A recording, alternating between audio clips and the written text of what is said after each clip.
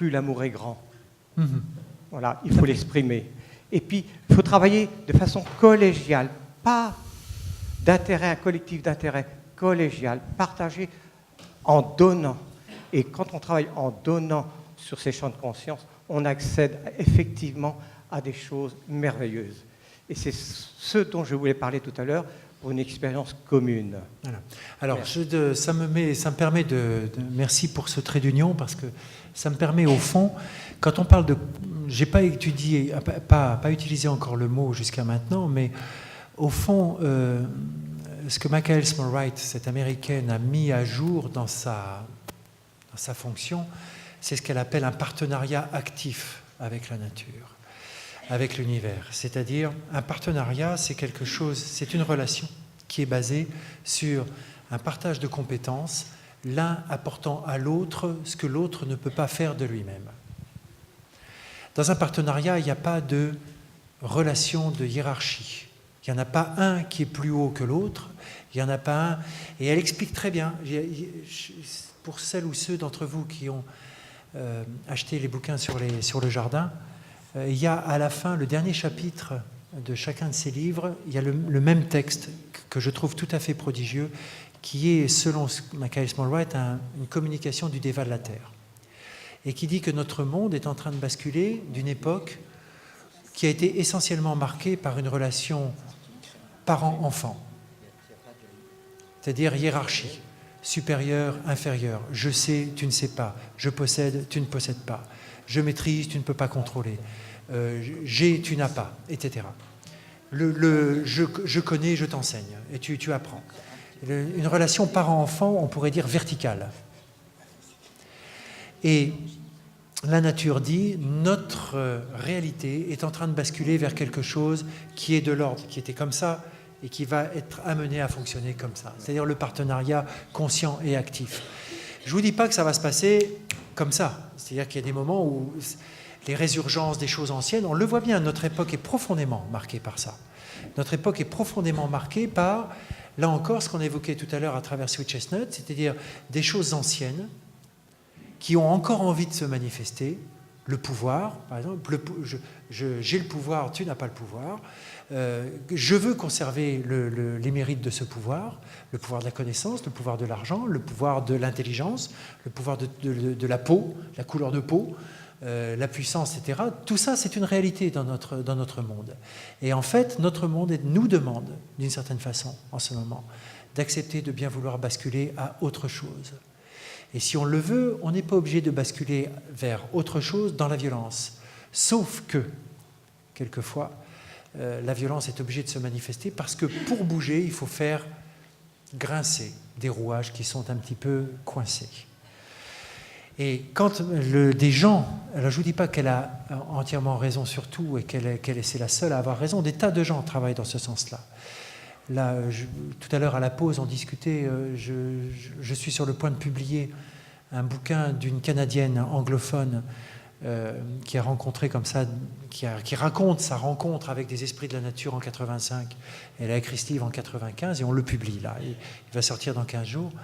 Et c'est un texte absolument délicieux parce qu'on peut le lire comme une fable, mais on peut le lire aussi comme un enseignement. Je voyais là dans cet article, il y a, voilà, je citais des bouquins qui avaient été publiés en leur temps de Peter Tompkins et Christopher Bird, La vie secrète du sol, la vie secrète des plantes. Et j'ai découvert il n'y a pas très longtemps que Peter Tompkins a sorti en français un livre sur la relation qu'on peut avoir avec la nature et les esprits de la nature. Et c'est édité chez Très Daniel, si je me souviens bien. Donc, si ça vous intéresse, il y a des tas de gens qui ont écrit des tas de choses là-dessus. Maintenant, ça devient de plus en plus évident, ça devient de plus en plus naturel pour les gens. Il y a 15 ans ou 10 ans, quand on parlait de ça, on était bon pour le bûcher, quoi. Bon, pas peut-être tout à fait, parce qu'on a quand même bougé. Mais la sensation du bûcher n'était pas loin. Maintenant... Maintenant, ça devient plus normal. Je suis tout à fait émerveillé. Ça fait 2 ans que j'anime des ateliers ou des conférences sur ces sujets de Perelandra. Avant, je me disais, j'ose pas en parler. Alors, je distillais les choses comme ça en faisant des petites allusions, etc. Et maintenant, il y a des gens à qui je parle et qui me disent, mais c'est évident, mais je ressens ça spontanément depuis longtemps. Et il se passe quelque chose d'absolument prodigieux. Et il y a des enfants qui vous disent « Ah mais c'est évident, moi j'ai toujours vu ça ». Donc, je peux dire, quand on entend ça, on peut avoir de l'espoir. On peut avoir de l'espoir parce qu'on peut mettre en place des outils de travail et des outils de partenariat qui étaient difficilement envisageables jusqu'à maintenant. Je peux vous dire que j'ai entre les mains 2 textes anglais de chefs d'entreprise, des gens qui dirigent des grosses boîtes. L'un est anglais, l'autre japonais. Enfin, l'anglais est mort là, il y a 2 ans. Mais dans sa vie, il a voulu vivre en tant que chef d'entreprise sa foi et sa spiritualité. Et cet autre patron japonais, qui est un bouddhiste zen connu, a écrit un livre sur sa façon à lui de vivre dans l'entreprise sa spiritualité. Et là encore, je trouve que c'est un domaine tout à fait étonnant qui, pour le moment, est en jachère, mais n'empêche que sans parler de spiritualité, je remarque qu'il y a des gens qui commencent à mettre en place des choses de plus en plus dynamiques dans cette réflexion-là, dans le monde du travail. Parce qu'on se rend compte que tous les outils et tous les trucs qu'on a mis en place pendant les glorieuses, les machins, le taylorisme, le ceci et le cela, tout ça c'est pipeau, c'est plus adapté parce que les gens ne sont plus les mêmes et parce que notre monde veut vivre les choses autrement. Il y a une logique générale qui se met en place autrement. Donc, quel que soit le domaine dans lequel nous soyons amenés à intervenir, la santé, l'éducation, l'enseignement, le jeu, le théâtre, tout ce que vous voulez, l'industrie, tout ce que vous voulez, ce que nous vivons dans la richesse de notre intériorité à travers des découvertes de ce type peut trouver une application. Et je crois qu'il est nécessaire maintenant qu'on ose affirmer notre désir d'appliquer ce genre de choses dans les domaines qui sont les nôtres. Je crois qu'on ne peut plus faire l'économie de ça. C'est important. Ce n'est pas uniquement réservé à des gens qui vont faire une recherche purement spirituelle ou purement comme ça, pour se faire plaisir en se disant « je suis différent des autres et puis les autres n'ont qu'à se démerder ». Non. Je crois qu'il est vraiment... Les thérapeutes ouverts à de nouvelles techniques ouvrent ça par leurs techniques. Et ils ont de plus en plus de contact avec des gens, j'ose pas dire patients, des gens qui ont envie de comprendre ce qui se passe et d'être acteurs dans ce processus de guérison. Eh bien, c'est la même chose dans tous les autres domaines dans lesquels nous sommes amenés à vivre et à fonctionner, professionnels ou pas. Des questions? Oui, je voulais venir un petit peu dans ton sens, dans le travail que je fais chaque jour, à travers les consultations. On s'aperçoit que le gros problème des gens actuels, c'est qu'ils n'ont pas trouvé le véritable sens de leur vie, c'est-à-dire qu'ils n'ont pas réussi à mettre en valeur leurs dons. C'est ça qui sort en plus, c'est ça qui encrasse le plus l'organisme. Ils n'ont pas conscience qu'ils n'ont pas répondu à l'appel de leur âme. Alors ils sont là, ils ont un travail, mais c'est pas ça. Ils ne sont pas bien dans ce qu'ils font. Tout à fait. Et c'est ce qui sort le plus souvent, c'est les dons qu'ils ont à développer. Tout à fait. Quand on leur révèle, ils s'aperçoivent que c'est évitable. Le problème, il est là, il n'est pas ailleurs. Souvenez-vous, Édouard Bach disait que pour lui, la fleur la plus importante, c'était le folle avoine, wild oat, la fleur de ce pourquoi nous sommes faits.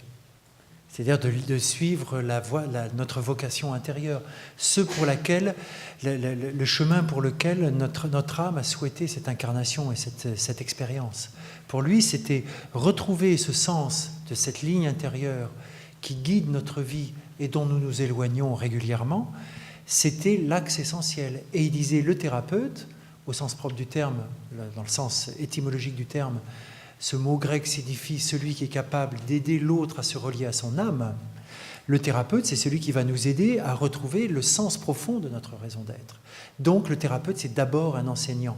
On croit que c'est un soignant, c'est un enseignant. C'est d'abord un enseignant. Aider l'autre à apprendre à retrouver son chemin intérieur. Et je voudrais rajouter qu'en plus, non seulement on est enseignant quand on est thérapeute, mais on est enseigné par celui que l'on soigne. Oui. C'est-à-dire que c'est un travail à deux, c'est pas quelqu'un qui sait et l'autre qui ne sait pas. Chaque fois que l'on travaille avec quelqu'un, on s'enrichit nous-mêmes de tout ce qu'on trouve chez l'autre. C'est-à-dire que tous nos problèmes, nos faiblesses, etc. Donc c'est un travail à deux, c'est pas il y en a un, il sait et l'autre je ne sais pas. Ça c'est faux.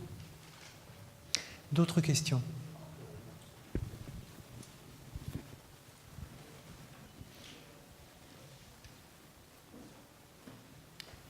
Moi j'en ai une.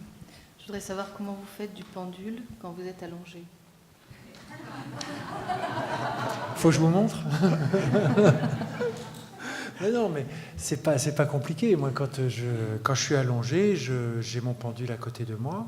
Je m'en sers pas toujours. Et puis, en fait, j'ai pris l'habitude d'utiliser le pendule avec peu de ficelle.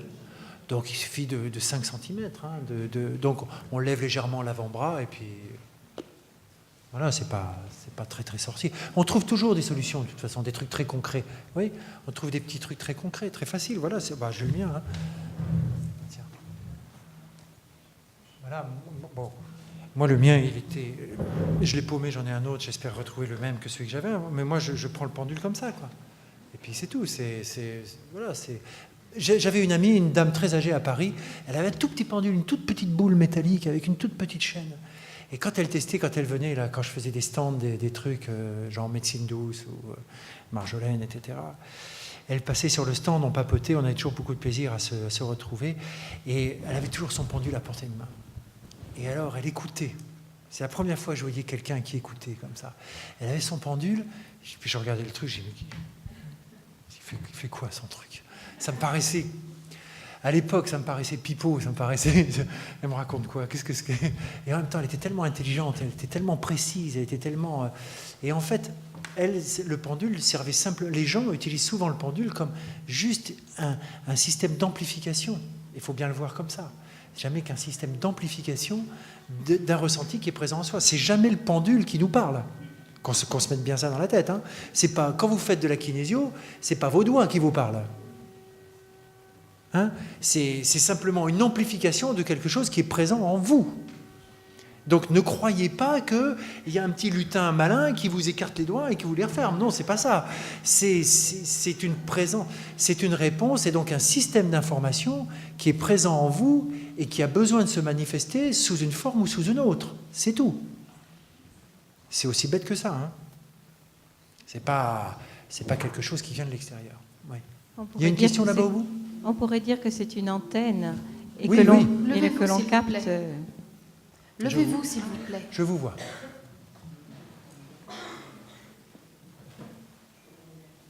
Ah, timide, hein? Oui, je me demandais si la pratique que vous nous proposez,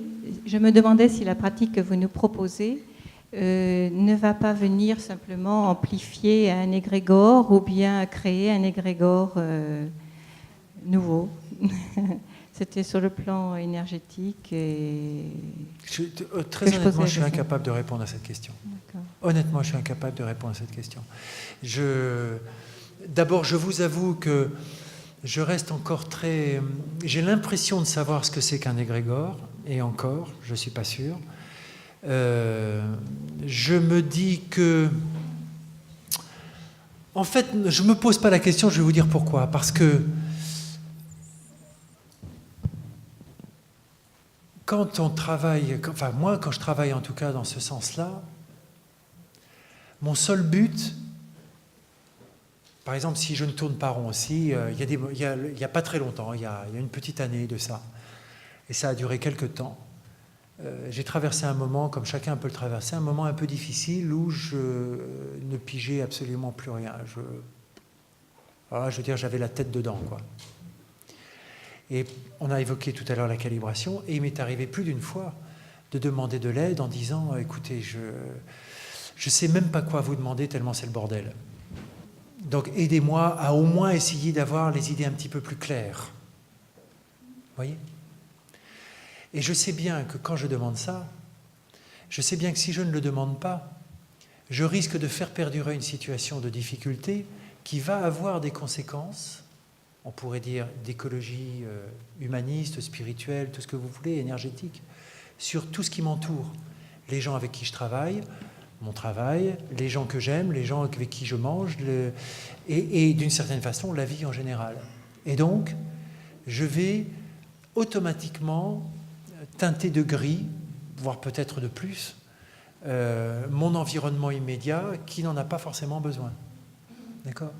Donc, quand je demande de l'aide, au fond, bien sûr, au départ, c'est, entre guillemets, on pourrait dire égoïste, parce que rien n'est plus agréable que de re-respirer normalement et puis de revoir les choses sous un angle plus léger, plus facile, plus large, plus intelligent, plus tout ce que vous voulez. Mais en même temps, je sais que mon interaction avec le monde devient infiniment plus lumineuse. Alors, est-ce que je crée quelque chose ou pas? Merci. Je crée... Est-ce que j'ai les clés? Oui. Je crée sans doute quelque chose de plus facile à vivre. Donc, j'ai l'impression d'apporter une écologie plus harmonieuse. D'accord?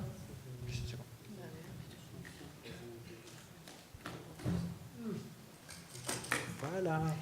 Je profite de cette toute petite interruption pour passer une annonce personnelle. Une personne s'est cassé le bras ici il y a quelques jours et elle a besoin de retourner sur Rouen. Et la question est posée de savoir si quelqu'un parmi vous pourrait assurer un covoiturage pour elle et avec elle.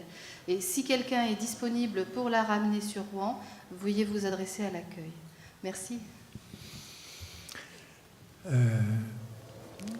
Voilà, j'ai répondu à la question sur les grégores. Ça vous... Oui. Très bien. Il y avait une personne au fond qui levait le bras. Non? Voilà, après il vous reste, il est midi et quart. Est-ce qu'on peut faire une comparaison avec ce que Rudolf Steiner appelle les esprits de la nature? Ah, mais je crois que c'est la même. On est en plein dans ce mouvement-là. Hein. On est en plein. Il n'y a pas d'autre mot, quoi. C'est les esprits de la nature. C'est, vous savez, on a des petits trucs quand même. Chacun dans sa vie a fait l'expérience de quelque chose un petit peu troublant, et en disant, en rigolant, le lutin farceur a dû me jouer un petit truc. Et en fait, le lutin farceur, il a souvent remis en place quelque chose pour attirer notre attention sur un décalage entre ce que nous sommes et ce qui se passe. D'accord ? Je sais que, par exemple, Tanis Halliwell, l'auteure canadienne que je publie dans quelques jours, elle raconte dans son bouquin que elle avait convenu avec les esprits de la nature, avec les Leprechaun, puisqu'elle raconte son livre, c'est Un été avec les Leprechaun. Donc les Leprechaun, c'est un des esprits de la nature. Maca Esmond-Wright, elle dit « Moi, j'ai jamais vu d'esprit de la nature. Je perçois des espèces de présences lumineuses, mais je ne vois jamais quelque chose qui ait une forme humanoïde. Jamais. Elle sent la présence, mais elle ne voit pas de forme. Moi, j'ai déjà senti des choses comme une espèce de présence, de frisson, de trucs comme ça, mais j'ai jamais vu quoi que ce soit. Mais il y a des gens qui vous disent, j'ai vu telle forme. Les enfants vous parlent de petits nains, de machins, de fées, de trucs comme ça. Notre mythologie est pleine de choses comme ça. On touche à la mythologie. Bon. Les esprits de la nature, si vous voulez, c'est... Cette femme, elle dit qu'elle convient avec les esprits de la nature, que l'expérience qu'elle vit en 1985, elle va l'écrire en 1995. Donc en 1995, son ami de l'esprit de la nature vient l'aider à se souvenir de tout ce qu'elle a vécu en 85 pour écrire ces 2 mois, cette rencontre de 85 en Irlande. Et ils avaient convenu à l'époque de ne raconter que le premier mois, la rencontre avec la Leprechaun. Et elle, en bonne humaine enthousiaste, verveine, hein, en bonne humaine enthousiaste, elle a envie d'aller plus loin parce qu'elle a envie de partager avec les autres, quoi. Et donc, elle dit, bon, ça va, je vais en faire qu'à ma tête, quoi. Et puis elle commence à essayer de prendre son ordinateur pour écrire son texte. Et les esprits de la nature lui ont dit, non, t'écris pas, tu communiques à personne. C'est pas le moment d'écrire ce truc-là, ce sera plus tard. Comme par hasard, l'imprimante tombe en rade. Comme par hasard, l'unité centrale tombe en rade. Elle est coincée, alors elle ne comprend pas. Donc elle rentre, l'imprimante se remet en marche, son ordinateur refonctionne. Bon. Elle dit, elle ne comprend pas le truc, pourtant elle connaît les leçons, elle connaît la logique du truc. Elle repart quelque temps après en vacances, un moment où elle est toute seule pour justement avoir le temps, la disponibilité de réécrire et des tas de trucs. Et elle dit, elle réemmène son ordinateur. Là, le truc, c'est même pas allumé. D'accord ? Donc, elle dit, voilà, faut pas lutter, quoi. Quand on a convenu de quelque chose, quand on entend ce qui se passe, c'est pas la peine. On n'est pas cohérent avec ce qu'on a convenu. Donc, il ne faut pas lutter. Les esprits de la nature, ces intelligences de la nature, c'est une réalité évidente. Je l'ai vécu avec, là aussi, avec un système... vous savez, c'est troublant, quoi. Un jour, à Langon, dans mon magasin, il y a eu un orage terrible un soir. Il y avait ça de flotte dans les rues de Langon, avec des grêlons, des trucs, etc. Et le lendemain, évidemment, tout le système électrique, tout était naze, les systèmes informatiques, tout était coupé, le téléphone, enfin bon, on dépend tellement de l'électricité maintenant que le moindre truc, on est perdu. La Livebox morte, bon, donc je fais sur le plan environnemental, je fais ce qui me revient à faire. C'est-à-dire, effectivement, quand j'arrive que je vois que le système électrique est en rade, si je ne remets pas le disjoncteur en marche, ce n'est pas les esprits de la nature qui vont le faire à ma place. On a chacun notre rôle dans cette histoire, il ne faut pas croire. Non, mais j'ai souvent eu des gens qui ont dit, bon, ça vient alors, quoi, hein, bon, faites péter la bière et puis on y va, quoi. Non, je joue mon rôle. C'est-à-dire, je regarde ce qui se passe, ce qu'il y a à faire, etc. Bon, la Livebox est en panne, je vais chez France Télécom, je remets une nouvelle Livebox. Et là, bordel, je sais pas quoi, mais rien ne se connectait, que dalle. Je devais sans doute avoir une petite leçon à apprendre. J'appelle les informaticiens et tout, et il ne comprend pas, etc. Le mec se déplace, et puis il me dit, je ne comprends pas, je ne vois pas. Normalement, ça devrait marcher. Il dit, je ne vois pas. Alors là, j'étais dans l'autre pièce à côté, et je dis à ma fille qui travaille avec moi, je lui dis, bon, écoute, je n'ai pas d'autre solution. Et là, je me branche avec la nature, donc avec le DEVA qui s'occupe du système téléphonique. Ça vous paraît drôle, mais... L'équipe de la Fraternité Blanche qui s'occupe de tout ce... Alors les Américains, ils sont rigolos parce qu'ils mettent tout the stuff, tu vois, ce bazar, ce truc. Voilà. Et puis, donc je monte mon cône, quoi, le pan, etc. Puis je dis, voilà, il y a besoin de quelque chose, oui. Il faut faire un petit travail énergétique, oui. Est-ce que j'ai fait tout ce qu'il fallait sur le plan environnemental? Oui. Donc on ne fait que le travail énergétique. Et là, vous testez et vous offrez quelque chose, un petit bout de terre qu'on a dans des tubes comme ça. Un truc, c'est pas, ça peut être un extrait d'algue, ça n'a rien à voir avec l'ordinateur. Où est notre logique là-dedans? C'est hallucinant. J'offre mon petit bout d'algue, après je stabilise avec une goutte d'élixir floral au système téléphonique et ordinateur. Je ferme, je demande, est-ce que c'est tout? Oui. Est-ce qu'il faut aller plus loin? Non. Je dis, allez, vous blaguez, non. Je referme mon truc. Et l'informaticien, 10 secondes après, qui dit, tiens, c'est curieux, ça remarche. Allez comprendre quelque chose. Alors vous allez me dire coïncidence, machin, etc. Je veux bien, n'empêche que si je n'avais pas fait, je ne sais pas ce qui serait passé, mais je serais peut-être encore en train de chercher quelque chose. Vous voyez ce que je veux dire? C'est tout à fait... Les intelligences de la nature, c'est quelque chose d'extrêmement concret. Très, très concret. Et il ne se manifeste pas pour rien. Vous voyez, c'est pas du spectacle, on n'est pas dans le showbiz. On est là sans doute pour... Peut-être que j'avais besoin, moi, à ce moment-là, de réanimer ma flamme, ma foi intérieure dans je ne sais pas quoi. Vous voyez? Je trouve ça... C'est toujours des expériences délicieuses. Allez-y. Oui, un petit témoignage. Moi, c'est un témoignage avec des frelons. Je me suis adressée à l'âme groupe des frelons, parce que j'avais des frelons chez moi, et mon petit-fils allait arriver, donc j'avais demandé aux pompiers de venir, et il devait venir vers 3h. Et j'ai dit aux frelons, vous avez très peu de temps pour déguerpir si vous ne voulez pas être anesthésié par les frelons. Donc c'est maintenant ou pas. Les frelons viennent à 15h. Les pompiers Les pompiers viennent à 15h. Et quand partent avant, alors. Et les pompiers, quand ils sont arrivés, ils n'ont pas trouvé les frelons. On a cherché chez mes voisins, les frelons étaient partis. Donc ça, c'est l'âme groupe des frelons. La même chose, et là on est sur le plan matériel, m'est arrivé par 2 fois avec la tondeuse. J'étais en train de tondre et il y avait quelqu'un chez moi, une jeune fille, qui voulait absolument m'aider et me soulager de la tonte du gazon. Et en fait, moi j'ai un jardin un peu atypique parce que je garde les pâquerettes, je garde le lotier, je fais tout un tas de tours et je garde toujours un petit coin pour les êtres élémentaires. Donc il fallait que je fasse tous ces tours-là. Et je n'avais pas fini. Elle me dit, mais je prends la tondeuse maintenant. La tondeuse s'est éteinte, je n'ai jamais pu la rallumer. Donc j'ai pris conscience qu'il y avait quelque chose et je me suis posée. J'ai effectivement parlé avec les êtres de la nature. Et quand apparemment c'était prêt, la tondeuse est repartie. Et la même chose m'est arrivée avec mon petit-fils. où, bon, j'ai dit maintenant, tu as 12 ans, tu dois être capable de pouvoir tondre, si tu veux tondre bien. J'avais toujours pas fini, effectivement, le petit coin que je laisse pour les êtres élémentaires, le petit coin de fou, là, dans mon jardin. Pareil, la tondeuse n'a pas voulu redémarrer. Donc j'ai dit, bon, va continuer à jouer, je vais continuer la tonte. Et la tonte, j'ai eu aucun problème pour faire redémarrer la tondeuse. Oui, c'est quelque chose qu'on peut vivre. Alors ça paraît effectivement, merci beaucoup, parce que c'est des petits exemples très simples, des coïncidences, comme on dit, on aime bien ces coïncidences. Mais quand vous tondez, enfin moi je sais que maintenant quand j'ai un grand jardin, quand je tonde le jardin, je dis d'abord, je vais tondre le jardin. Allez-y, je vous préviens parce que ça va bousculer. C'est comme par exemple quand je fais dans le jardin un tas de broussailles et qu'il va falloir que je les brûle, je dis bon, je vous préviens, la semaine prochaine, je vais brûler le tas de broussailles. Donc tout ce qui est dedans, démerdez-vous pour vous barrer. J'ai pas envie de vous brûler. Donc bon, après il reste ce qui reste, j'en sais rien. C'est aussi, mais c'est quelque chose.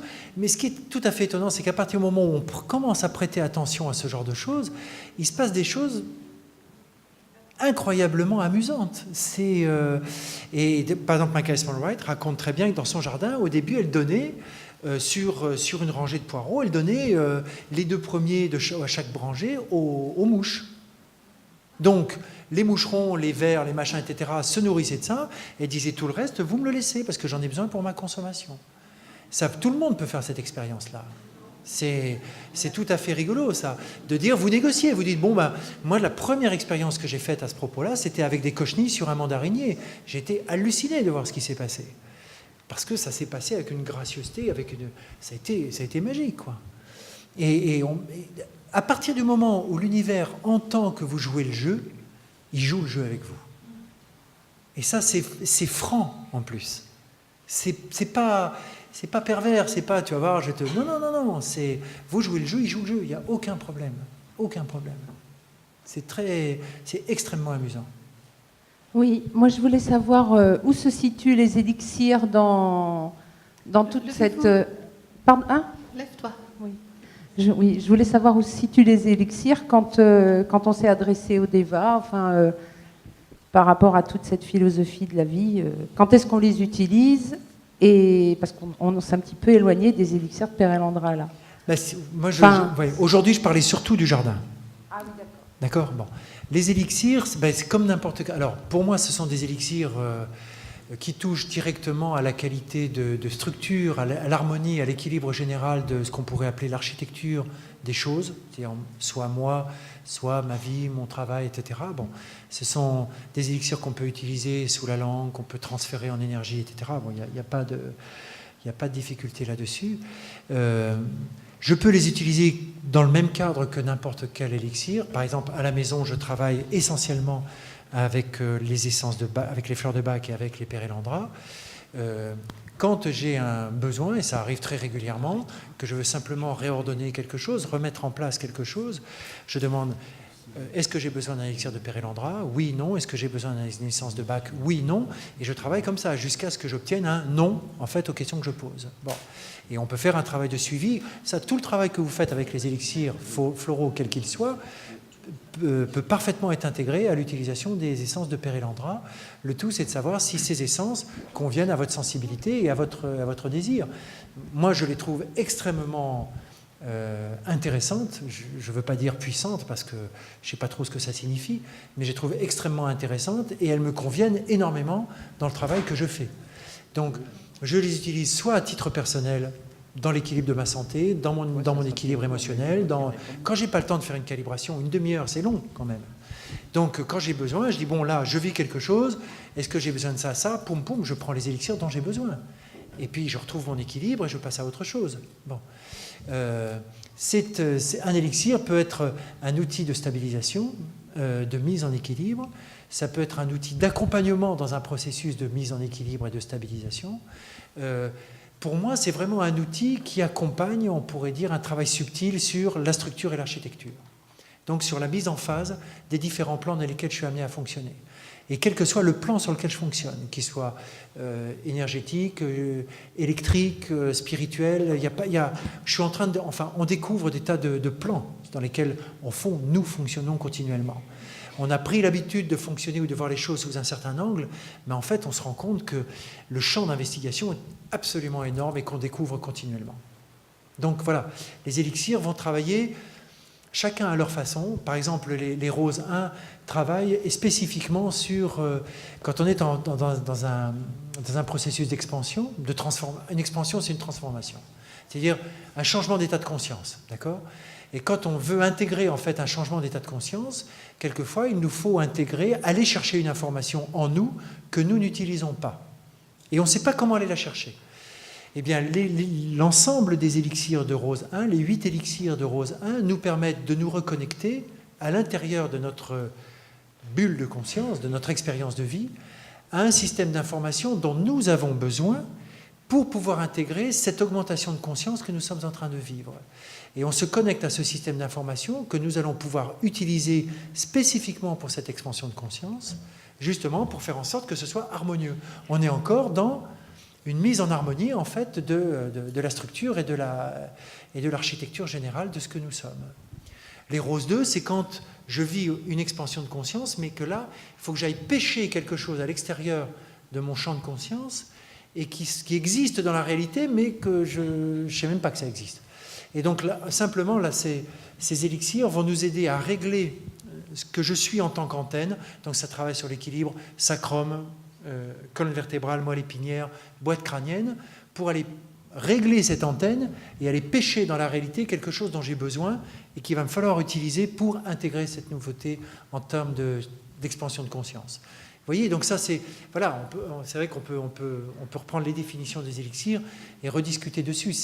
Ça s'intègre complètement dans le travail de Maca Esmond-Wright, mais on peut aussi les utiliser dans des tas d'autres champs de travail que ce qu'elle propose. Il y a des gens qui travaillent avec les élixirs de Perelandra sans jamais travailler avec les protocoles de travail de Perelandra. D'accord ? Une dernière question ? Oui, c'était juste pour revenir à ce que vous disiez tout à l'heure au sujet de votre épisode informatique là, que vous avez réglé par les algues. Là. Comment savoir quelle est la chose, enfin la plante, l'algue, enfin... On teste. On teste. Moi, j'ai à ma disposition. Oui, non. Mais j'ai à ma disposition une petite boîte avec des tubes tests dans lesquels il y a des trucs. Je dis des trucs, donc voilà, un certain nombre de substances comme ça qui sont mises au point. Et puis c'est ma trousse, je vais y arriver, de test. Donc voilà, c'est mon truc échantillonné. Et voilà, à la limite, vous pouvez étalonner votre propre trousse personnelle. Donc il y a des choses qu'effectivement on vend et qui vous permettent de servir de base de travail, mais rien ne vous empêche de mettre en place votre propre base de test personnel. Mais là encore, si vous avez envie de faire ce genre de choses, je vais vous dire, en fait, vous passez votre temps à ce moment-là. À chaque fois que vous vous dites « je ne sais pas », demandez à la nature. Vous verrez, demandez à la nature.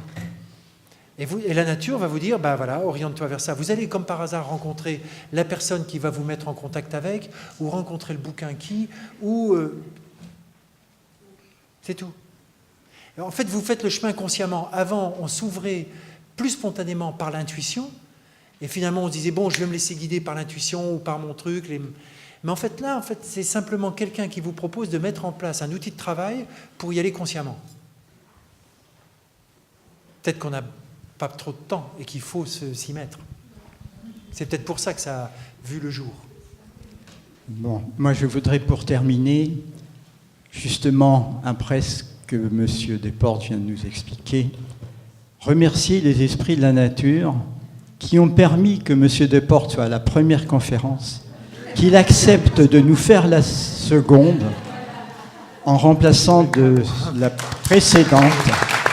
Et nous allons vraiment le remercier beaucoup.